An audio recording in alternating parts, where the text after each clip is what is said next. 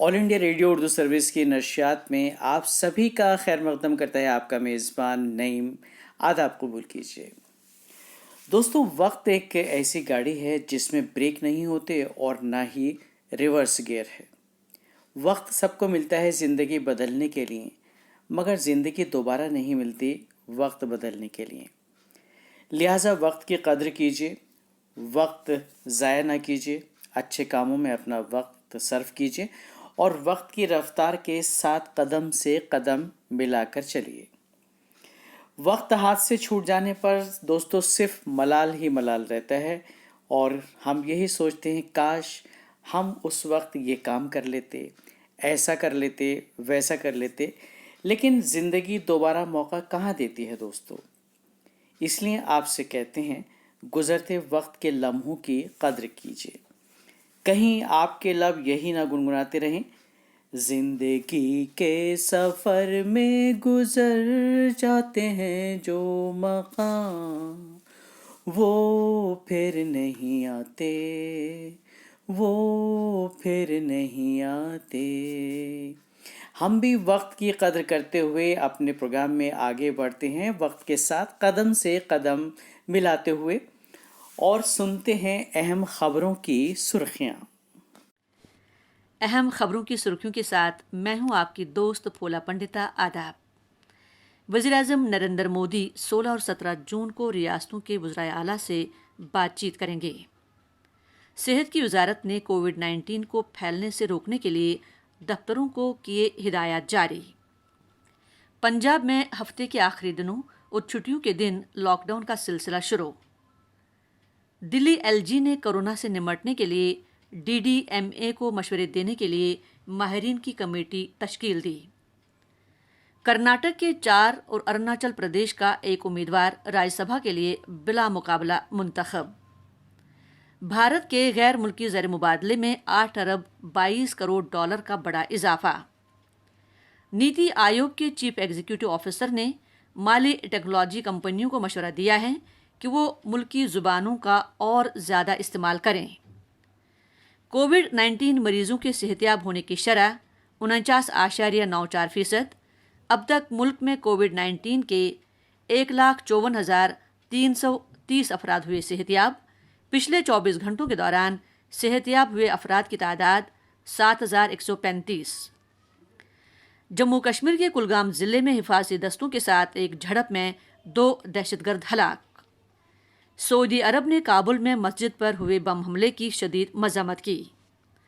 मुत्तहिदा अरब अमारात में कोविड-19 की सेहतियाबी की शरह बेहतर। अब तक 25,946 मरीज हुए सेहतियाब। मुतासरा मरीजों की तादाद 1,19,943। और लेबनान में माली बहरान संगीन होने पर दूसरे दिन भी मुजाहरे जारी। अब हमारे बाद थोड़ा सा अंधेरा है तो क्या, अब हमारे बाद थोड़ा सा अंधेरा है तो क्या, कल नया सूरज यकीनन रोशनी फैलाएगा। इस शेर के तख्लीक़कार उर्दू के मशहूर ज़माना इनकलाबी शायर, सहाफ़ी, मुजाहिद आज़ादी गुलजार देहलवी यानी आनंद मोहन ज़ुतशी अब हमारे दरमियाँ नहीं रहे। पुरानी दिल्ली की गली कश्मीरियान में 7 जुलाई सन 1926 को आपकी पैदाइश हुई। घर में शायराना माहौल था, लिहाजा गुलजार साहब पर इसका ऐसा असर हुआ कि वो उर्दू शायरी की पहचान बन गए। बचपन से ही आपको उर्दू शायरी का शौक़ हुआ और शेर कहना शुरू किया। जद्दोजहद आज़ादी के दौर में कई जलसों में अपनी हुब्बुल वतनी के जज्बे से लबरेज शायरी से जोश भरने का काम किया। साबिक़ वज़ीर आज़म पंडित जवाहरलाल नेहरू भी उनकी शायरी के मुरीद थे। ज़रूरत है उन नौजवानों की हमको, ज़रूरत है उन नौजवानों की हमको जो आगोश में बिजलियों के पले हों, क़यामत के सांचे में अक्सर ढले हों। ये शायरी आज भी नौजवानों में एक नई जान डालने का काम करती है। गुलजार देहलवी की शायरी समाज में लगातार बढ़ रही बेहिसी और ख़त्म हो रही इंसानियत की नज़र थी। जहाँ इंसानियत वहशत के हाथों ज़ब्त होती हो, जहाँ इंसानियत वहशत के हाथों ज़ब्त होती हो, जहाँ तज़लील है जीना वहाँ बेहतर है मर जाना। हुकूमत हिंद की जानिब से शाया उर्दू की पहली साइंस मैगज़ीन साइंस की दुनिया के एडिटर की हैसियत से खिदमत अंजाम दी। बचपन में ही आपने शायरी की शुरुआत कर दी थी। उर्दू शायरी में उनके खिदमत के लिए हुकूमत ने आपको पद्मश्री के एजाज़ से सरफराज किया। सन 2009 में उन्हें मीर तक़ी मीर के एजाज़ से नवाजा गया। आप नोएडा के सेक्टर 26 में रहते थे। कोरोना वायरस से इन्फेक्टेड होने के बिना पर 1 जून को आपको एक प्राइवेट हॉस्पिटल में दाखिल कराया गया और 7 जून को उनकी कोरोना वायरस की जांच रिपोर्ट दोबारा नेगेटिव आने के बाद घर वापस आ गए थे। कोरोना वायरस से सेहतयाब होने के महज 5 दिन के बाद 12 जून सन 2020 को आपका इंतकाल हो गया। गुलजार देहलवी ने अपनी पूरी ज़िंदगी उर्दू की खिदमत के लिए वक्फ कर दी, जिसके लिए उन्हें मुख्तलिफ एज़ाज़ात से नवाजा गया। दिल्ली के Ramjas school, BVJ Sanskrit school और हिंदू कॉलेज से आपने तालीम हासिल की। आप अपनी शायरी और उर्दू के लिए दी गई अपनी खिदमत के लिए हमेशा याद किए जाएंगे। उर्दू सर्विस की जानिब से इस अजीम शायर को खिराज अक़ीदत। फलाह आदमियत में 100 बात सह के मर जाना, फलाह आदमियत में 100 बात सह के मर जाना, यही काम कर जाना, यही है नाम कर जाना। सुकून रूह मिलता है ज़माने को तेरे दर से, बहिश्त व खुल्द के मानिंद हमने तेरा दर जाना। हमें खारे वतन गुलजार प्यारे हैं गुले तर से, हमें खारे वतन गुलजार प्यारे हैं गुले तर से, कि हर ज़र्रे को खाके हिंद के शम्सो कमर जाना। मजमू है गोहर, फिक्र जवा है मेरी, कौसर में धुली तर्ज़े बयां है मेरी। दिल्ली जिसे कहते हैं वतन है मेरा, उर्दू जिसे कहते हैं ज़बां है मेरी। अब हमारे बाद थोड़ा सा अंधेरा है तो क्या, कल नया सूरज यकीनन रोशनी फैलाएगा।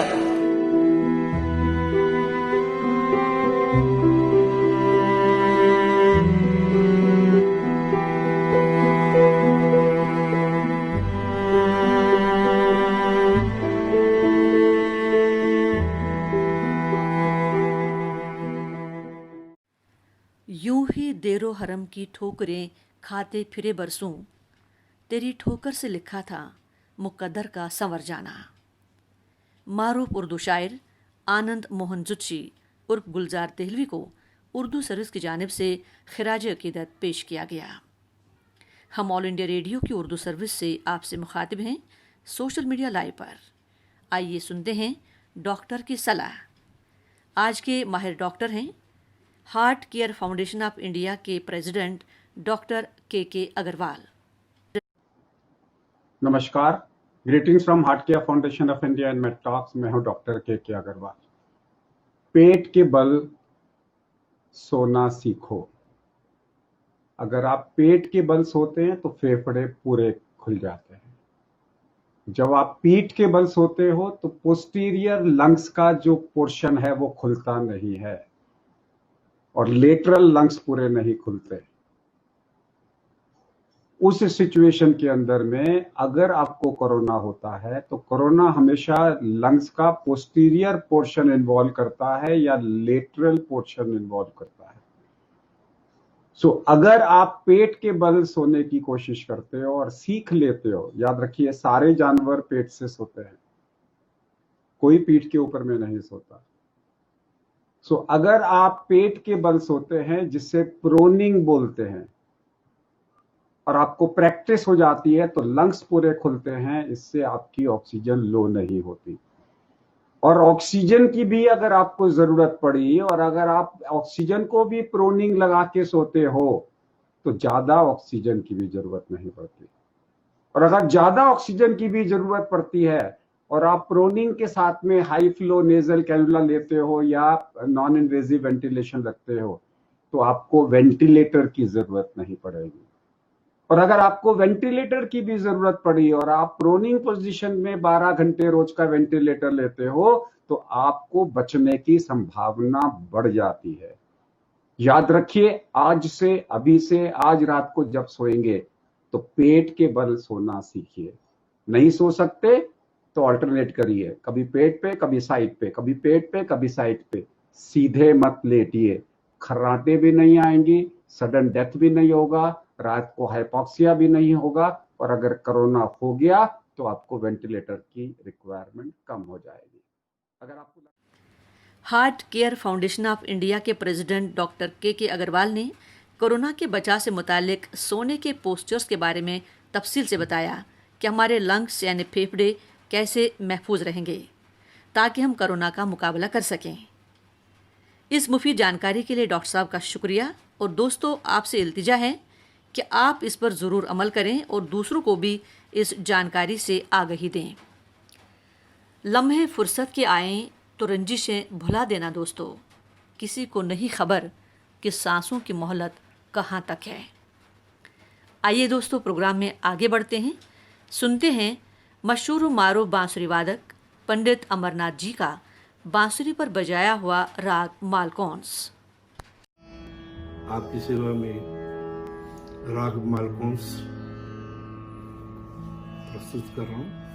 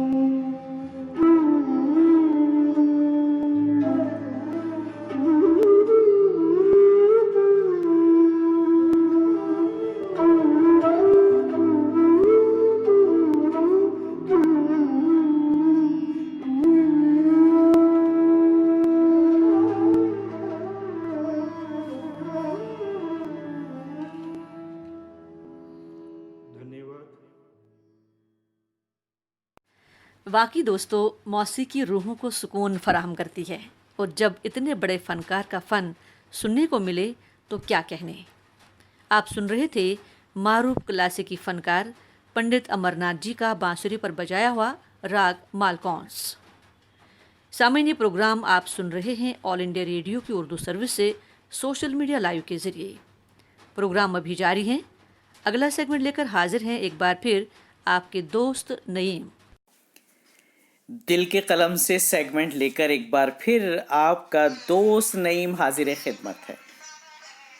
दोस्तों, एक ज़माना था जब ना तो इंटरनेट था, ना स्मार्ट और मोबाइल फ़ोन थे।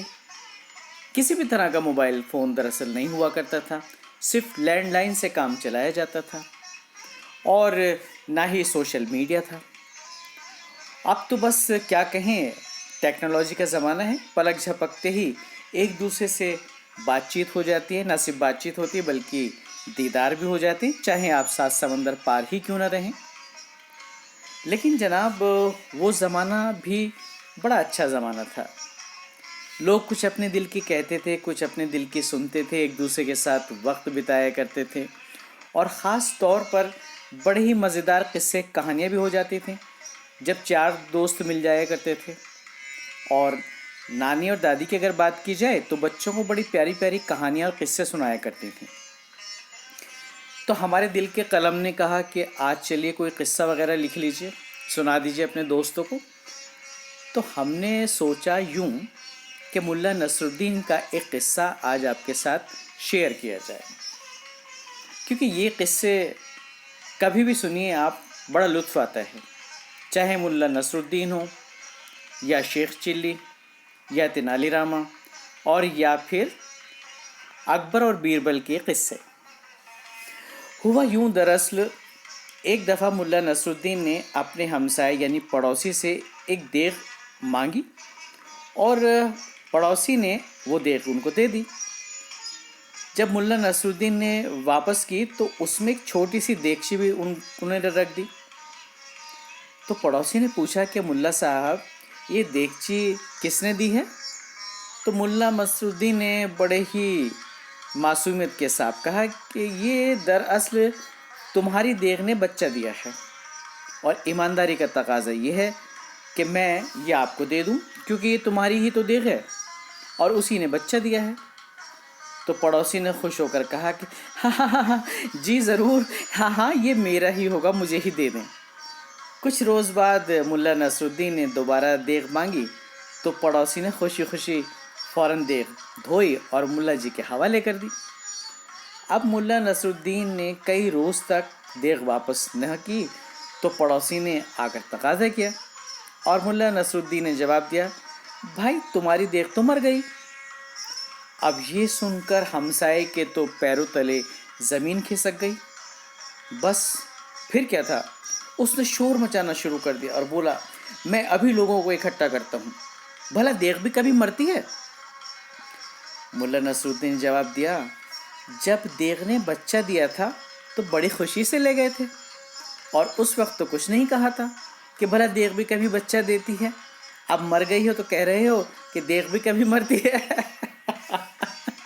तो ये थी मुल्ला नसरुद्दीन के हाजिर जवाबी, और वो लोगों को इसी तरह से हाजिर जवाबी के साथ साथ उनको नसीहत भी दिया करते थे। सबक भी था उनकी इन बातों के पीछे। हालांकि सुनने में बड़ा लुत्फ़ आता है जनाब इस तरह के किस्से कहानियाँ, और ये हमेशा आपको महसूस करते हैं और हमारी कोशिश रहेगी जब भी वक्त मिलेगा हम फिर आपको महसूस करेंगे। बस आज के लिए तो इतना ही। और दोस्तों, आइए आप सुनते हैं रूना लैला की गाई हुई ये प्यारी सी गज़ल।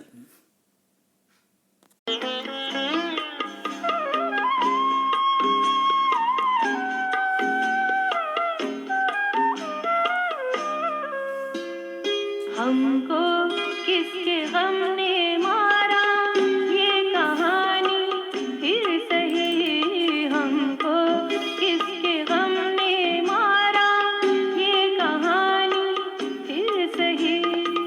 किसने तोड़ा दिल हमारा, ये कहानी फिर सही। हमको किसके गम ने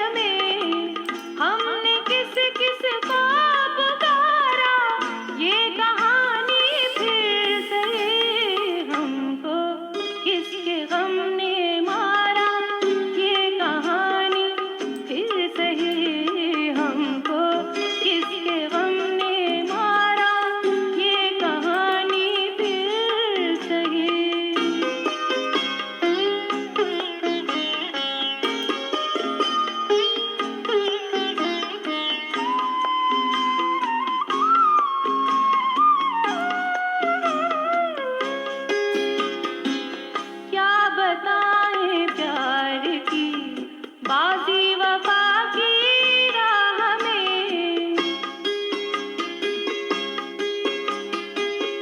क्या बताएं प्यार की बाजी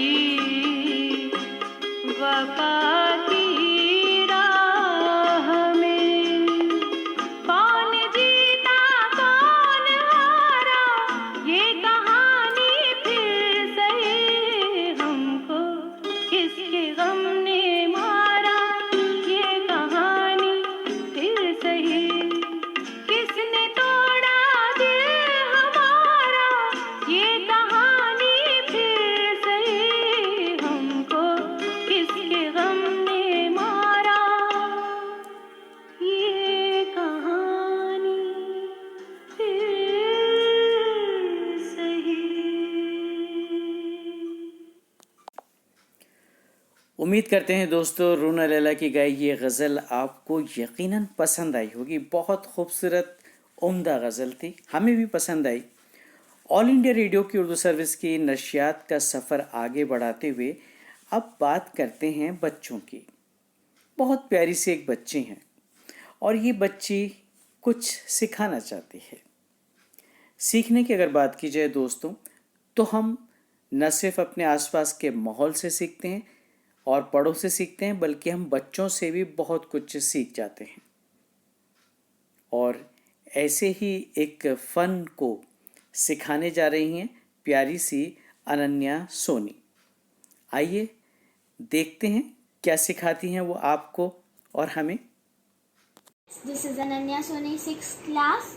आज मैं आपको वालियात सिखाऊंगी। ये देखिए, पहले हमारे को एक सर्कल ड्रॉ करना है, उसको अच्छे से हमें कलर कर देना है। उसके बाद हमारे को एक लाइन ड्रॉ करनी है और यहाँ पे एक लाइन डालनी है। उसके बाद एक और लाइन डालनी है। उसके बाद ऐसे एक और ट्रायंगल डाल देना है। उसके बाद इसे कलर करना है अच्छे से हमारे को।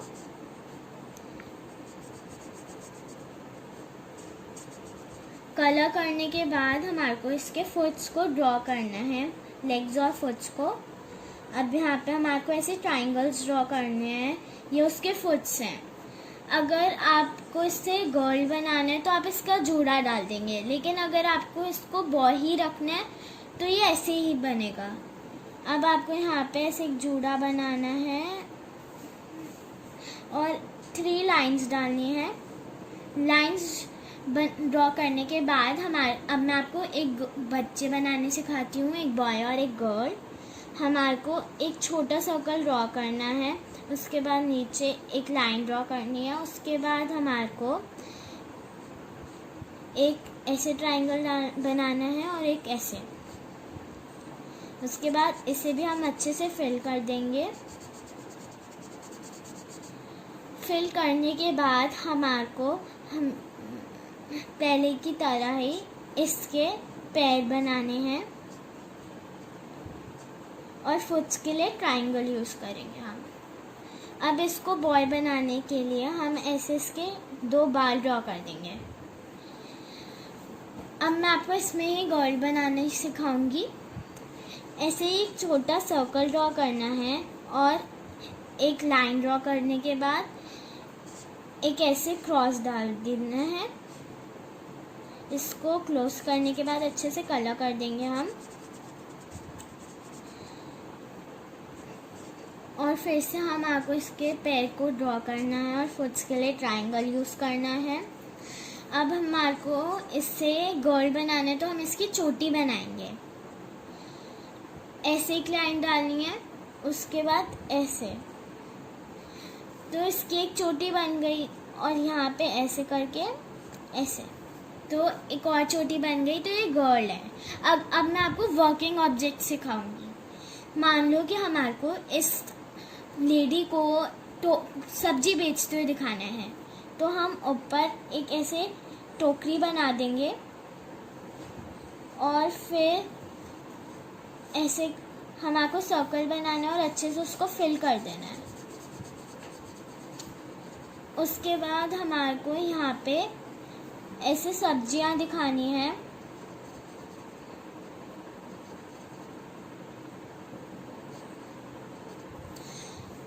ये ऐसा, अब हम आपको इसके यहाँ पे हैंड्स बनाने हैं, वरना टोकरी गिर नहीं जाएगी। चलिए, ये हमारी आंटी बन गई जो सब्जी बेचने जा रही हैं। चलो अब हम इस गर्ल को दिखाते हैं कि ये पानी लेकर जा रही है मटकों में। अब हम यहाँ पे ऐसे स्ट्रेट लाइन डाल देंगे, इसमें हम एक स्मॉल सी लाइन डालनी है, उसके बाद सर्कल ड्रॉ करने हैं। ये मटकी है। अब इस बच्ची के हैंड्स ड्रॉ करने हैं ऐसे, दूसरी साइड भी सेम। अब ये ऐसा लग रहा है ना कि ये बच्ची पानी लेकर जा रही है। Thank you. ये थी प्यारी सी अनन्या सोनी जो सिखा रही थी वारली आर्ट। भाई बड़ा मज़ा आया हमें तो सीख कर, और यूँ लगा कि मुसव्विरी तो बड़ी आसान चीज़ है, बड़ा आसान काम है, और इसमें दिलचस्पी जो है वो और बढ़ गई। दोस्तों, जहाँ तक सीखने की बात है तो हम आसपास के माहौल से और वक्त से बहुत कुछ सीखते हैं। इंसान ठोकर खाकर भी बहुत कुछ सीखता है, और एक बार जब वो ठोकर खाकर सीखता है तो फिर वो कभी गलती नहीं करता। और जब हम गलती नहीं करते तो हमारे जहन और दिल में एक कॉन्फिडेंस आता है, और एक मुस्बत सोच के साथ हम जिंदगी में आगे बढ़ते हैं और कामयाबी हासिल करते हैं। हमारी ज़िंदगी हमें हर वक्त हर लम्हा कुछ न कुछ सिखाती है, और हमें एक अच्छे तालिबे इल्म की तरह इससे बहुत कुछ सीखना चाहिए। इसी मुस्बत सोच के साथ आज के प्रोग्राम से फूला और नईम को दीजिए इजाज़त। खुदा हाफिज़, शब बखैर, जय हिंद।